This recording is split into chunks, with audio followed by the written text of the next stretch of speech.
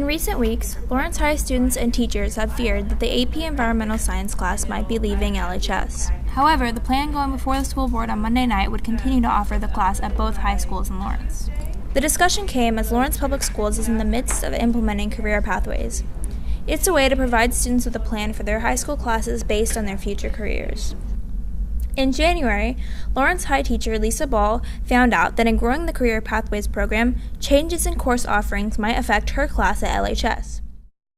They told us that they mostly looked at classes that had small enrollment, or teachers were not available to teach them, or they lacked the facilities. And so one of the outcomes of these meetings was that they've decided that they're going to relocate the AP Environmental Science class to just Free State High School. It's currently being taught there, and they currently have about 12 students more than we have this semester.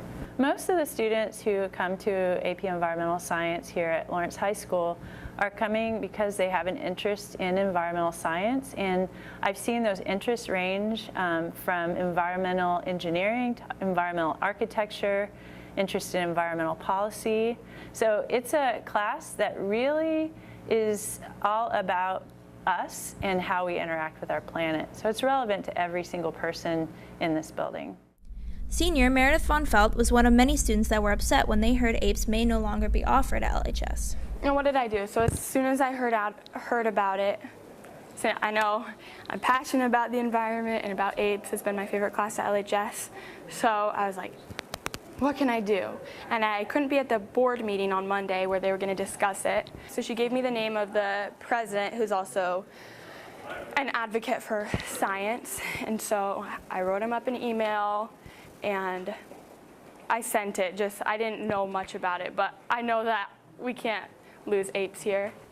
I mean, of course it wouldn't be worth it to go for one class and have to miss a period or whatever driving back and forth. And I mean, it's like the most important class in the school to learn about the environment and all the political and all of the changes that are happening. While the course plan presented at the school board meeting on January 9th offered AP Environmental Science only at one school, Patrick Kelly, Director of Innovative Learning, noted that no final decisions had been made yet. So I think there's some misinformation out there that those decisions have already been made. What we asked for was we asked teachers for some feedback on some of the places where we thought courses would be best.